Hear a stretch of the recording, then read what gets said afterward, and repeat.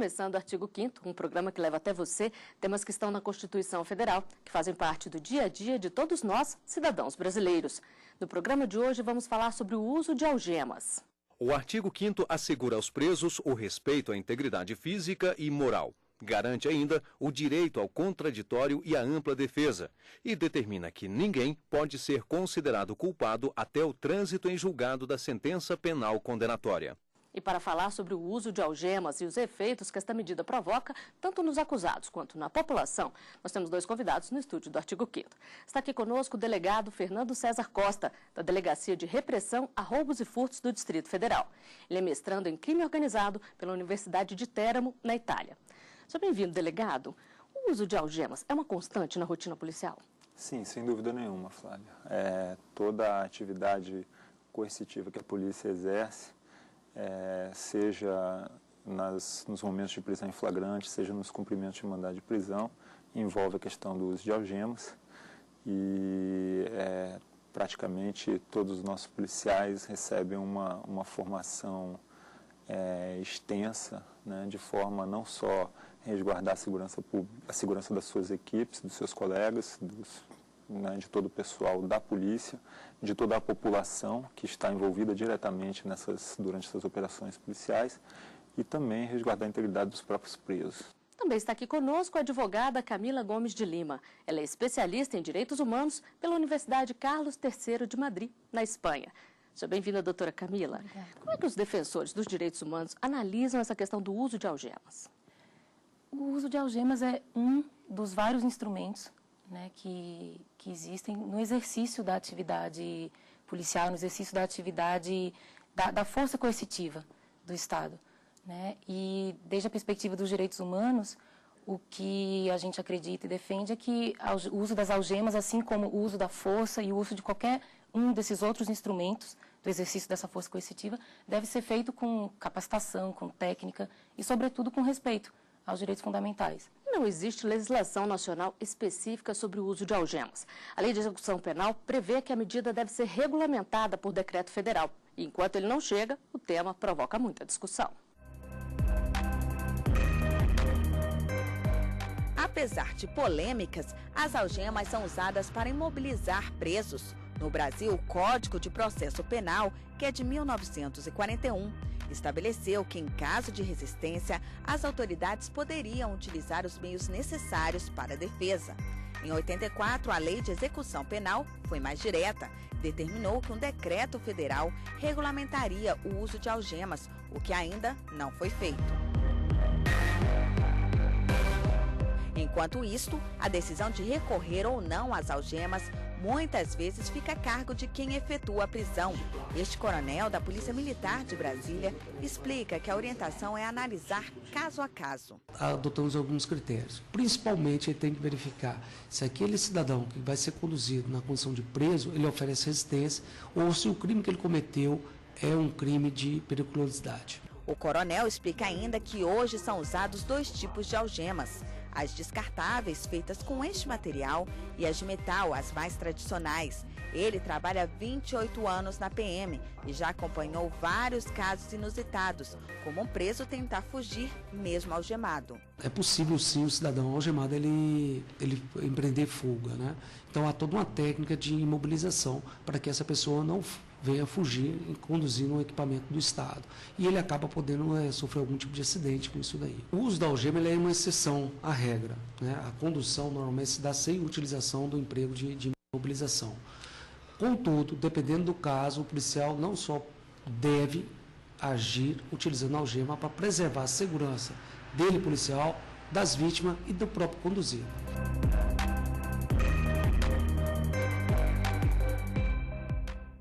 Delegado, essas orientações valem para todo tipo de operação? Eu sei que o senhor já falou que é uma constante uso, mas como é que se calcula esse risco aí que o acusado oferece ou não?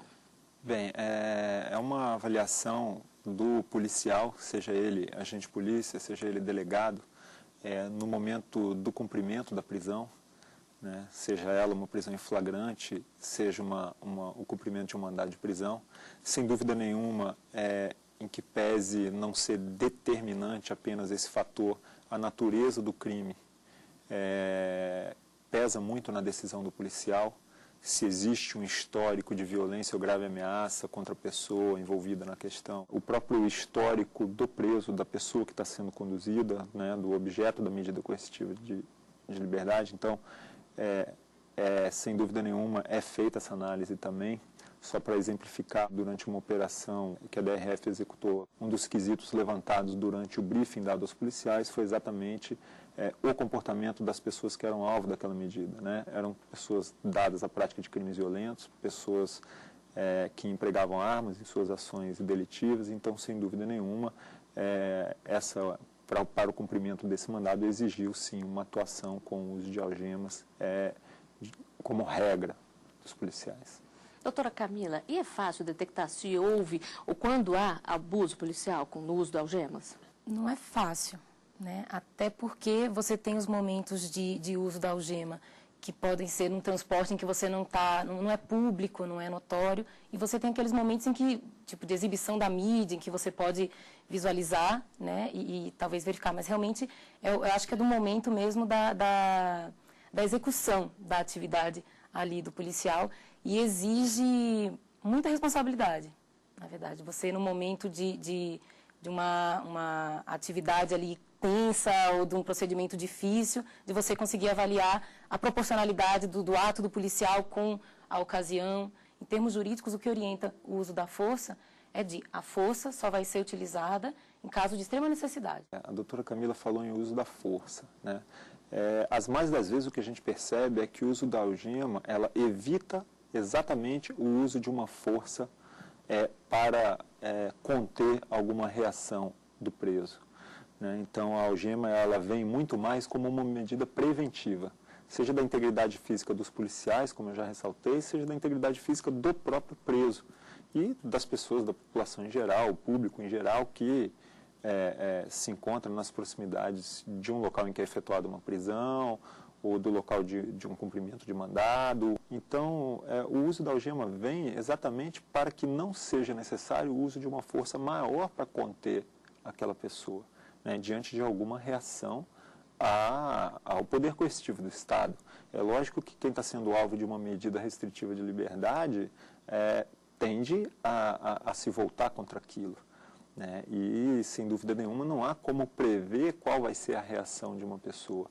É uma pessoa que muitas vezes tem um comportamento pacífico, é uma pessoa que não tem um histórico de envolvimento na criminalidade, pode realmente se voltar contra o Estado a partir do momento que vê sua liberdade sofrendo qualquer ameaça, ainda que legítima. Existe algum tipo de pessoa, autoridade, por exemplo, que tem tratamento diferenciado ou todo mundo pode ser algemado se for necessário? Não, todo mundo pode ser algemado se for necessário. Se o policial que está executando aquela medida legítima entender que há necessidade do uso de algema, ele deve empregar.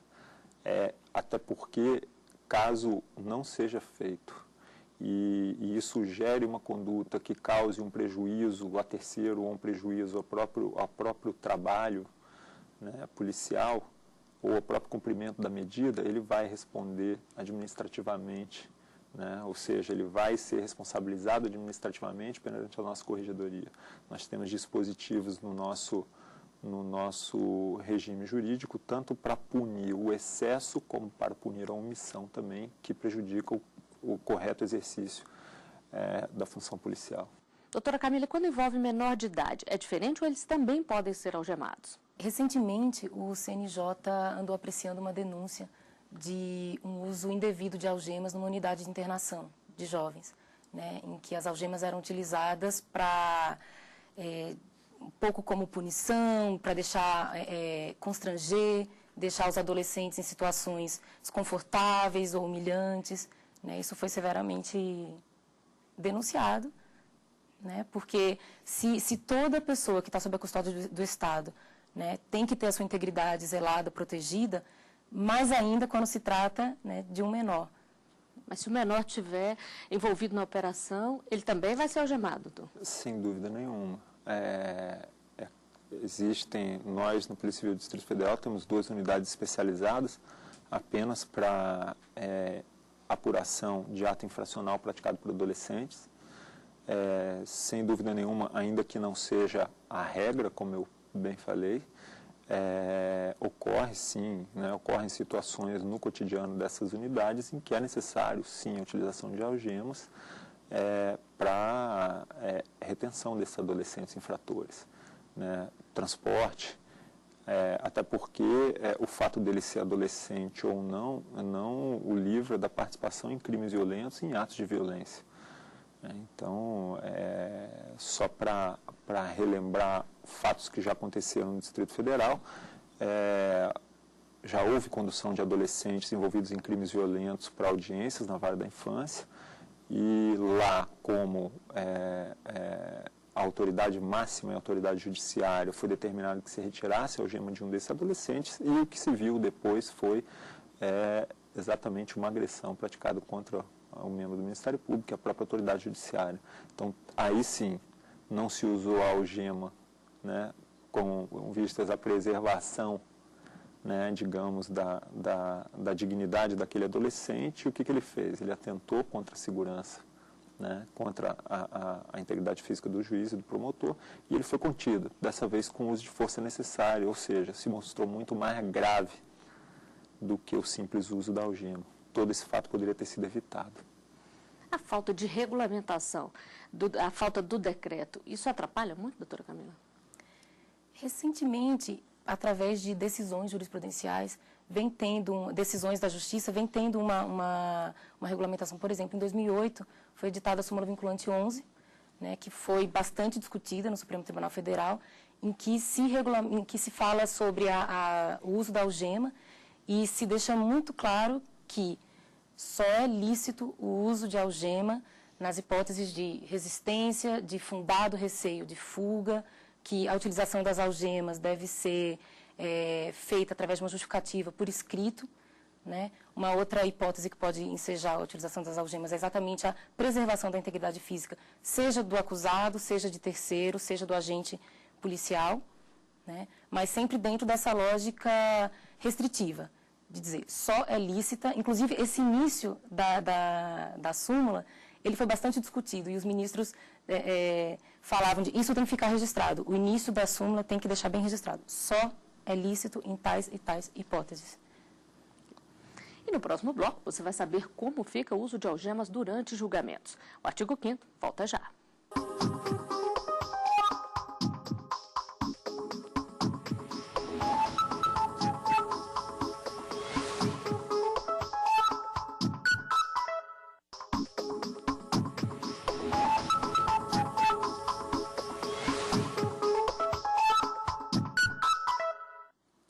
Estamos de volta com o artigo 5º. Os nossos convidados são a advogada Camila Gomes, especialista em direitos humanos, e o delegado Fernando César Costa, da Delegacia de Repressão a Roubos e Furtos do DF.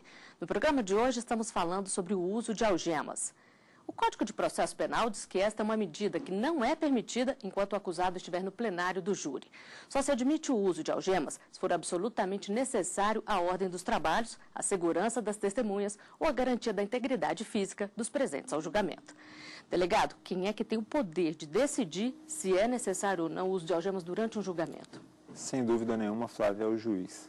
É o presidente daquele foro. É ele que exerce o poder de polícia, digamos assim, dentro das salas de audiência.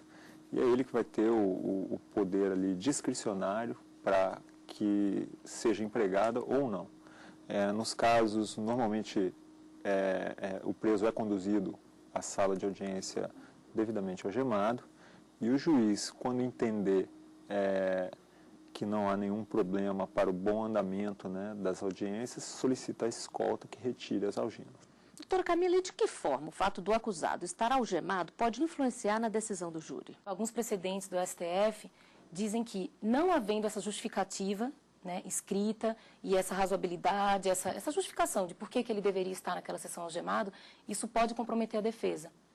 Né, é uma espécie de violência simbólica, né, de você já reputar àquele acusado esse grau de periculosidade. Isso pode comprometer a defesa e, consequentemente, comprometer o veredito.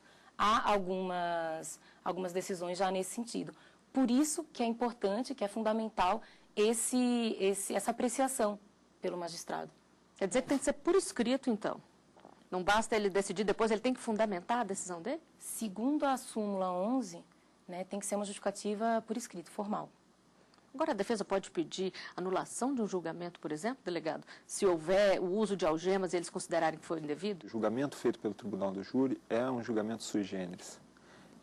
Nós não temos juízes togados decidindo se o réu é culpado ou inocente. Nós temos pessoas do povo. Sem dúvida nenhuma, essa simbologia da periculosidade que é representada pela algema fica muito marcante. E isso pode, sem dúvida nenhuma, comprometer, né, a decisão de um jurado, fazer com que ele seja mais simpático ou menos simpático à figura do réu.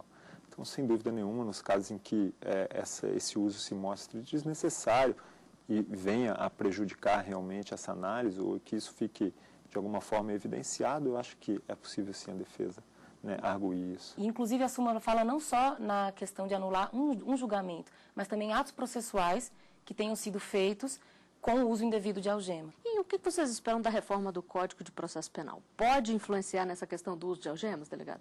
É uma possibilidade, mas eu costumo salientar que, pelo menos no exercício da atividade policial, vai ser muito difícil a legislação trazer de forma ampla, né, todos os casos e soluções para esses casos que o policial se vê envolvido no cotidiano de sua atividade.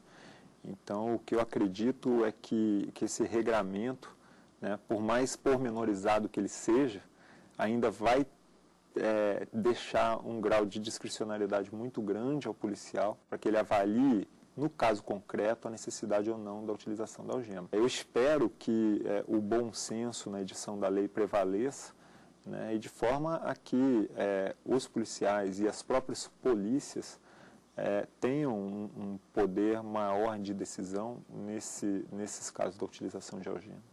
E a senhora, doutora Camila? Existem alguns preceitos legais que já pontuam a questão da utilização das algemas, né? A proibição, a vedação de utilização durante a sessão no tribunal do júri, né, a não ser nessas exceções de respeito à integridade, zelar para proteger, né, quem está ali presente e o próprio acusado, e também a impossibilidade de se mencionar as algemas nos debates do júri, seja para prejudicar, seja para favorecer o acusado. Então, já existem essas previsões. Mas um pouco na linha do que o delegado Fernando falou, na verdade, por mais que você tenha essas diretrizes que a súmula traz, sobretudo a súmula, porque o CPP é um pouco mais pontual, acho que a coisa mais importante é a questão da capacitação, né, das autoridades policiais, dos agentes penitenciários, que têm que lidar com esse tipo de situação frequentemente. A súmula traz umas diretrizes, mas a capacitação em termos de estrutura, de técnica, porque a algema é uma técnica, né, que pode ser utilizada, mas existem outras técnicas de defesa, né, que até que pontos policiais estão tendo acesso a isso, já que essa atividade deles é de tanta responsabilidade, então eles têm realmente que ter, né, eu acredito que isso seja uma reivindicação constante da polícia, de ter cada vez mais capacitação, estrutura, técnica. Está tendo essa capacitação, delegado? Sim, sem dúvida nenhuma. No âmbito da Polícia Civil do Distrito Federal, a própria Academia de Polícia Civil, seguindo uma diretriz da Direção-Geral de Polícia, capacita regularmente policiais num curso chamado de TOAP, que é Técnicas, né, Operacionais de Atividade Policial. Então, ali é contemplado toda a questão do uso de algemas, do uso da força necessária nos casos de mobilização, para, digamos, minimizar, né, qualquer consequência mais gravosa da ação policial. Sempre de forma a que a força seja empregada como última rácio, realmente, e de forma a causar o mínimo de dano possível, né, sempre respeitando a integridade física dos presos. Lembrando também que no sistema prisional do Distrito Federal, principalmente nas nossas aulas de segurança máxima, já existe todo um sistema de gradeamento e isolamento do preso que evita, as mais das vezes, a imobilização por algemas, ou seja, se consegue fazer grandes movimentações de presos sem essa necessidade. E isso, sem dúvida nenhuma, contribui para um distensionamento do sistema prisional DF. E o que pensa a população sobre o uso de algemas em acusados de crimes durante o julgamento? A equipe do Artigo 5º foi conferir as opiniões. Naturalmente, a gente não é a favor da algema, entendeu? Mas, num caso de necessidade, é justo. Eu acho que tem que estar algemado. Pode ter uma reação lá e machucar alguém lá dentro. Porque de repente ele pode cismar de agredir o juiz, o promotor, e aí como é que faz? É meio difícil, né? No fórum, cheio de policiais, cheio de gente, é meio difícil oferecer algum risco, mas eu concordo, em alguns casos que deve se usar sim. Se for um ladrão muito perigoso, uma pessoa muito perigosa, eu acho que é necessário usar algema. Se por um acaso for um ladrão que rouba uma lata de, sei lá, um supermercado, coisa, eu acho que não é necessário usar algema. Delegado, a gente viu aí que as pessoas falam que depende do tipo de crime. Isso é levado em consideração também ou não? Como eu falei, Flávio, é um dos fatores que é levado em consideração, sim, a natureza do delito. Mas não pode ser um fator a ser considerado de forma isolada. Sem dúvida nenhuma, existem casos em que o delito, por exemplo, não enseja nem a restrição de liberdade, o encarceramento do cidadão, e ele acaba tendo uma reação violenta contra a atuação dos policiais. Então, sem dúvida nenhuma, a natureza do delito é importante na análise do policial, mas não é um fator que deva ser considerado de forma isolada. Existe um pré-julgamento por parte da população quando vê alguém algemado, doutora Camila? Na nossa Constituição e na Constituição do nosso Estado, né, brasileiro, a gente fez escolhas. Né, e algumas dessas escolhas dizem respeito à questão da presunção de inocência, de que as pessoas não serão condenadas sem um devido processo, com trânsito em julgado e tudo isso. Essas escolhas que estão ali consolidadas na Constituição trazem muita responsabilidade. Né? Para os policiais, a responsabilidade de utilizar os meios menos gravosos, né, menos danosos, para chegar para cumprir a sua missão. É uma tarefa de muita responsabilidade e que exige, de contrapartida, essa capacitação, para que eles estejam aptos a fazer isso em consonância com as nossas escolhas constitucionais, com as escolhas do nosso ordenamento. Agora, a gente está falando aqui, delegado, em prisão e também em julgamento, mas e durante o transporte do preso, qual que é a orientação? Quando o transporte é realizado em viaturas próprias para transporte preso, são conhecidas na gíria policial como os cubículos, sem dúvida nenhuma, o preso ele vem sem nenhum contato com qualquer policial e para evitar que haja uma fuga ou uma fuga até desesperada que venha a causar um dano aí muito grave à integridade física desse preso, ele é transportado algemado, sim, dentro dessas viaturas. Quando o transporte é feito em viaturas, por exemplo, no caso da Polícia Civil, viaturas normais, viaturas até mesmo descaracterizadas durante as nossas operações, realmente também os presos vêm algemados até para evitar qualquer reação contra os policiais que estão ali em contato direto com esse preso. O policial está em contato direto com o preso, o policial no exercício da sua função está portando uma arma de fogo normalmente, existe risco que essa pessoa tente, numa ação desesperada, subtrair essa arma até para se ver livre Já da ação do aconteceu, Estado. Daniel? Sim, já aconteceu. Não são raros esses casos nas nossas delegacias. A gente, por exemplo, no sistema prisional do DF, prática, rotina, padrão de trabalho que seja realizada uma revista minuciosa cada vez que há necessidade de se transportar um preso, e isso advém da constatação de que quase sempre essas pessoas portam instrumentos ali que possibilitam a abertura de algemas e, como eu falei, possibilita a fuga, possibilita a agressão de policiais, e isso tem que ser evitado, sim. Só para a gente encerrar, então, doutora Camila, o que a senhora acha que pode ser feito para garantir a segurança sem atingir direitos? A regulamentação passa necessariamente pelo que eu já falei da capacitação, dos policiais, agentes penitenciários, em termos técnicos, para que as atuações sejam inteligentes, não só baseadas no uso da força, mas também em técnicas realmente, e também que haja muito clara a noção de qual é a minha missão, quais são os seus direitos. Desse modo, a gente pode ter um acordo, a gente pode ter uma relação mais equilibrada. E também o uso das algemas, eu acho que toda a atividade policial, ela tem que ser objeto constante de fiscalização por parte da população. Porque a gente sabe, e os direitos humanos foram construídos com base nisso, de tentar restringir abusos do poder. Então, essa vigilância tem que ser constante por parte de advogados, por parte da sociedade como um todo, para assegurar que a atividade policial, seja com uso de algema ou sem, Porque existem os abusos visíveis e existem os abusos que a gente também não vê, que a gente nem sabe que estão acontecendo. Né? Para evitar que isso aconteça, é fundamental a fiscalização. Para o senhor, delegado? Sim, sem dúvida nenhuma. Capacitação do policial vai permitir realmente que o emprego de algemas seja feito somente quando necessário, quando estritamente necessário.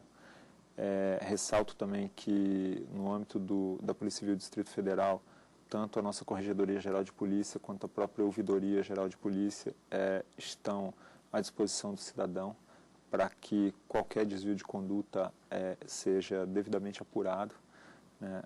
E nós buscamos realmente uma excelência na nossa atividade, no desempenho da nossa atividade.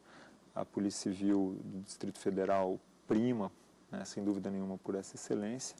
E, como a doutora Camila bem falou, o policial civil no Distrito Federal, ele sabe exatamente qual é a sua missão social e quais são os limites da sua atuação. A nossa legislação ainda pode vir a contribuir também com a diminuição dessa discricionariedade, né, deixando, como eu bem ressaltei, um espaço, né, para que o policial possa, um pequeno espaço para que ele possa decidir quando realmente é conveniente ou não essa utilização.